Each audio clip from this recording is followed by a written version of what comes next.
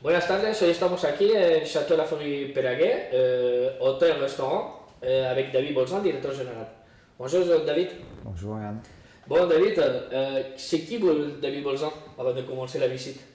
Alors moi j'ai 50 ans et ça fait 30 ans que je travaille dans le secteur du vin.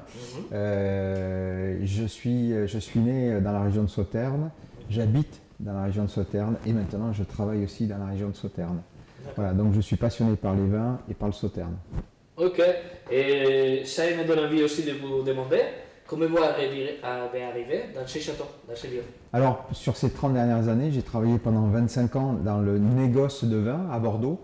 Et dernièrement, j'ai dirigé une grande maison de négoce. Et il y a 5 ans, Silvio Dens m'a proposé de diriger ces vignobles qui sont aussi à Saint-Émilion, Château Faugère et Pébi Faugère, en grand cru classé. Et dernièrement, il a racheté La Forêt Péraguet en 2014 et m'a proposé de diriger ces vignobles et notamment La Forêt Péraguet. D'accord, ok, parfait, bonne aventure alors. Absolument. Ok, château La Forêt Péraguet, déjà c'est un château prestigieux. Comment il arrive à un château et à avoir le prestige qu'il a le château La Forêt Péraguet? Alors Château La Forêt Péraguet est un château qui a fêté ses 400 ans en 2018. Donc le passé glorieux parle pour lui. Hein. Ça a toujours été un grand château, en tous les cas en termes de qualité. Petite production, mais grande qualité. Et c'est la raison pour laquelle, en 1855, donc il y a presque 2 siècles, il a été élu premier grand cru classé, comme 11 autres châteaux à Sauternes. Ce classement, il devient d'où? Pourquoi c'est dans ce 1855 il y a un grand cru classé 1855? Parce qu'avant 1855, et puis déjà depuis un siècle, la qualité des grands liquoreux de Sauternes était connue partout dans le monde. De cette notoriété est venue l'idée à Napoléon III, à la Foire universelle de Paris en 1855, de demander un classement des grands vins de Bordeaux dont il entendait parler en bien. Et il y a eu un classement avec plusieurs catégories. La meilleure catégorie étant les premiers grands crus classés. Et il y a eu 17 châteaux qui ont été élus premiers grands crus classés, c'est-à-dire le top. Et sur ces 17 premiers grands crus classés, 2 tiers étaient des grands vins liquoreux dont La Forêt Péraguet fait partie. D'accord, ok. Est-ce que vous pouvez nous raconter avec un petit peu plus qu'est-ce que c'est un grand cru classé? Alors un grand cru classé, c'est bien sûr d'abord un grand terroir, un terroir qui produit un grand vin. On a la chance à Sauternes d'avoir une topologie qui est assez particulière, fait de petites collines, et on a beaucoup de cailloux et de graves qui sont propres à la rive gauche de la Garonne, donc en partant du Médoc et jusqu'à Sauternes. On a également un cépage qui est le sémillon, qui est le cépage le plus important et qui permet d'avoir des vins très aromatiques et qui vont vieillir dans le temps.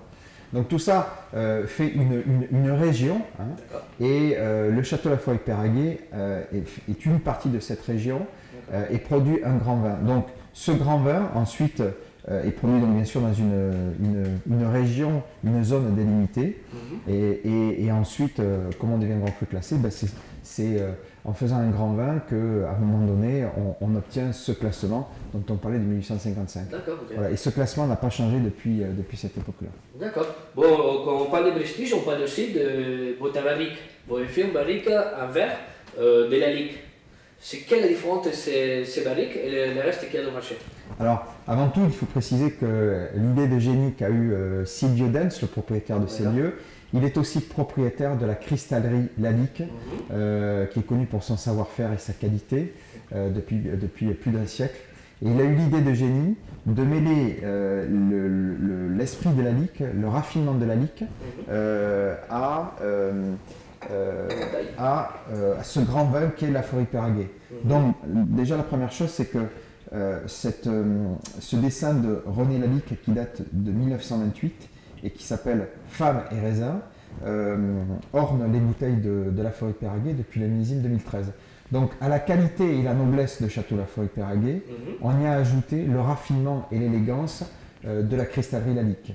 Et par extension, l'idée nous est venue de créer un autre objet en cristal qui a déclenché tous les fantasmes et tous les questionnements, puisqu'on a créé une vraie barrique, on a reproduit une vraie barrique, la taille d'une vraie barrique, c'est-à-dire 225 litres, presque 300 bouteilles, en cristal, et qui contient aujourd'hui du château Laforêt-Péraguer.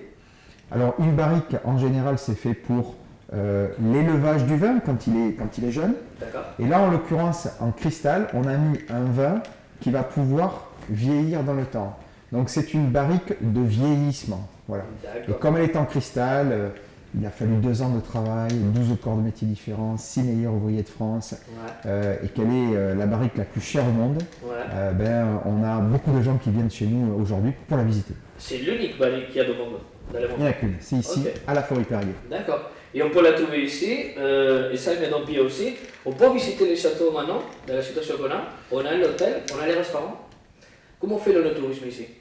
Alors, en période normale, c'est un parcours immersif qu'on propose, c'est-à-dire qu'on rentre dans une enceinte qui date du XIIIe siècle aussi, puisque les murs sont plus anciens que les vignes.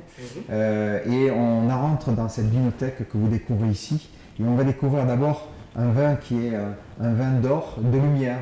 Le vin, c'est la vie, le sauterne, c'est la lumière. Et bien, on le voit bien ici.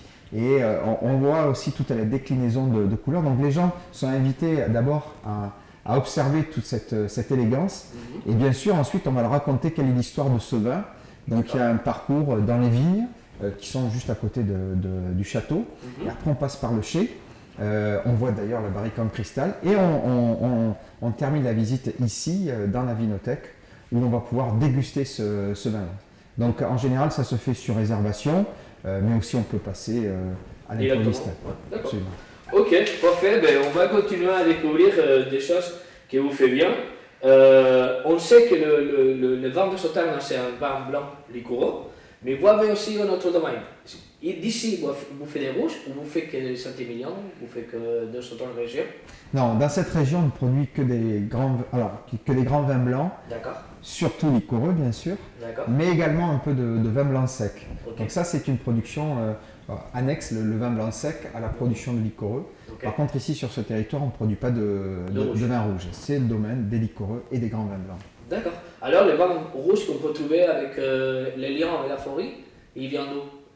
Alors on a la chance d'avoir des vignobles à Saint-Émilion, donc ici quand vous venez à l'hôtel-restaurant Laforêt-Péraguer, vous avez bien sûr au bord du Sauternes, de Laforêt-Péraguer, il y a aussi d'autres domaines, mais également des vins rouges, surtout de nos vignobles, donc à Saint-Émilion, et puis aussi des vins du monde entier, parce qu'un restaurant doit avoir une palette de vins assez large. D'accord, ok. Pour l'autre côté, on prépare les Noël. C'est quoi l'offre que vous donnez maintenant pour les fêtes qui arrivent, Noël, fin d'année et tout ça? Alors 2 choses. Naturellement, bien sûr, on a tout ce qui est coffret de Noël, puisqu'on vend des bouteilles, et puis elles sont belles, elles sont bien présentées, donc on a une gamme qui est assez large pour tous les budgets. Et de notre côté également, on a un service traiteur, c'est-à-dire des menus pour Noël. Et comme cette année les restaurants ne seront pas ouverts, les gens ont besoin naturellement de pouvoir acheter des mets un peu plus élaboré que ce qu'on mange pendant l'année.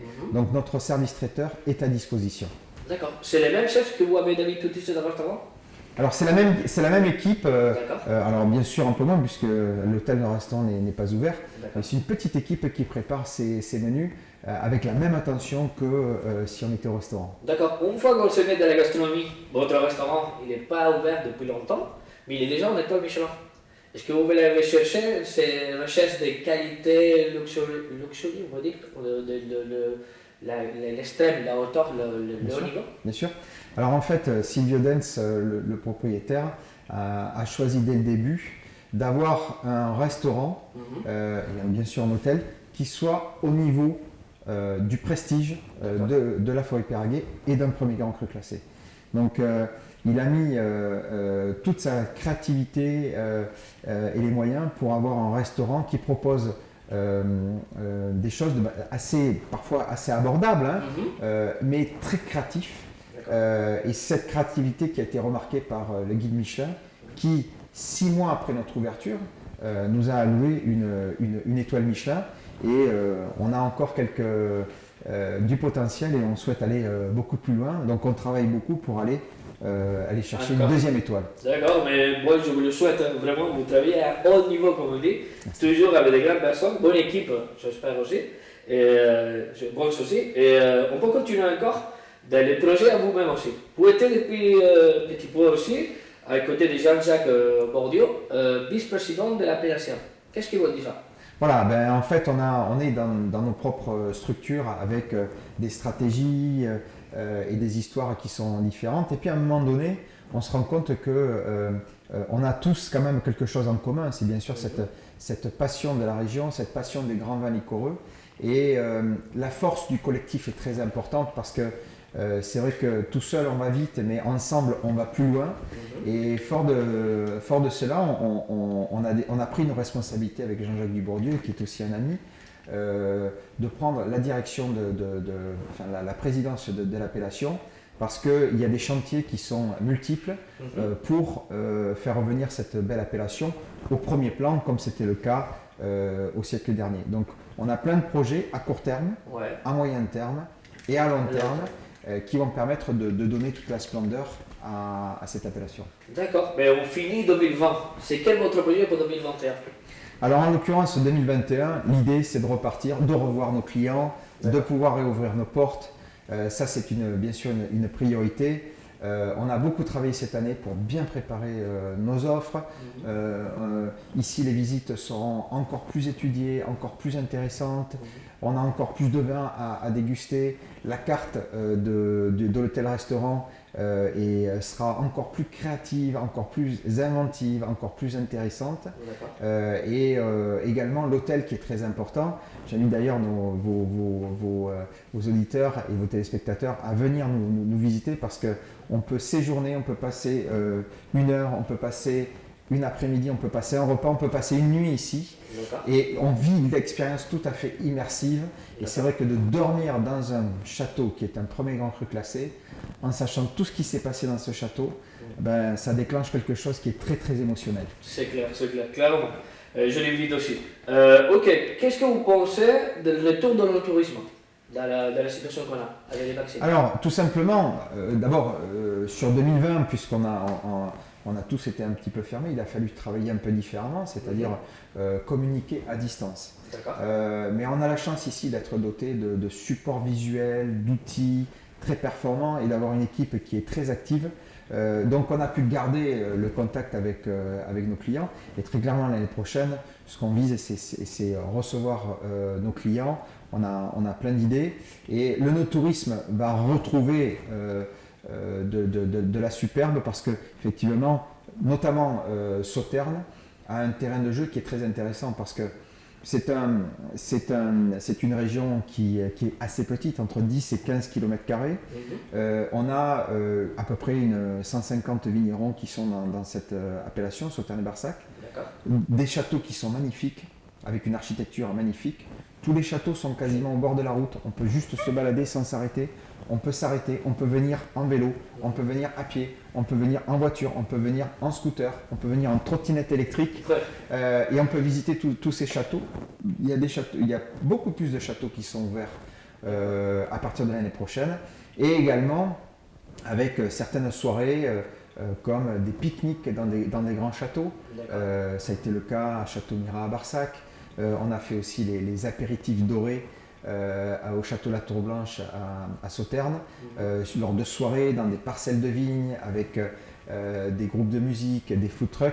C'est vraiment Sauternes aujourd'hui the place to be où il faut venir et passer un moment extraordinaire dans le respect des règles sanitaires. C'est clair. En plus, il faut dire que tous les châteaux sont différents de châteaux.